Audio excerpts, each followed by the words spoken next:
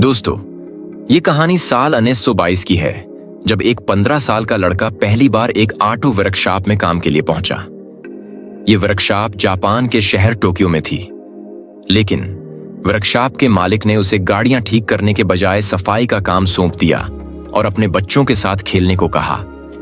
इन बच्चों में से एक का नाम सोइचिरो होंडा था।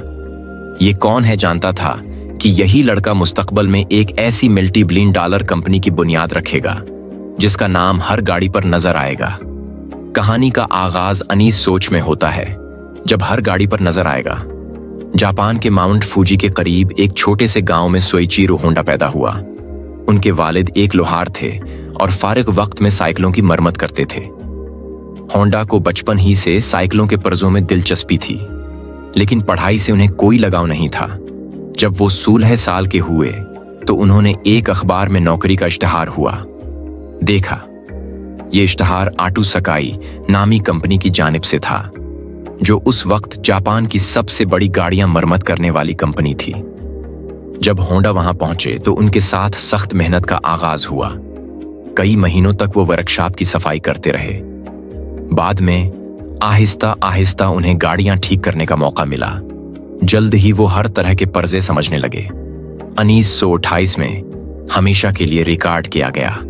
22 साल की उम्र में होंडा को कंपनी की नई ब्रांच का इंचार्ज बनाया गया। 1936 में होंडा ने अपनी company Tokai psyche heavy industry कायम की, जो पर्जे बनाने का काम करती थी। लेकिन जंग अजीम दोम ने होंडा के ख्वाबों को चकनाचूर कर दिया। एक फजाई हमले में उनकी फैक्ट्री तबाह हो गई। जंग के बाद जापान शदीद बहरान में था। इन हालात में होंडा ने साइकिलों पर इंजन लगाने का अनोखा आइडिया पेश किया, जिसने उन्हें दोबारा कामयाबी की राह पर गामजन कर दिया। 1948 में होंडा मोटर कंपनी की बुनियाद रखी गई।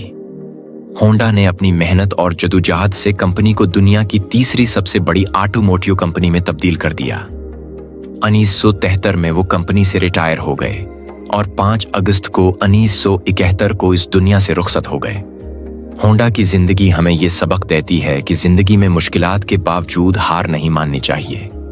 हर रोज कुछ नया सीखना और नए ख्वाब देखना हमारी कामयाबी की कंजी है।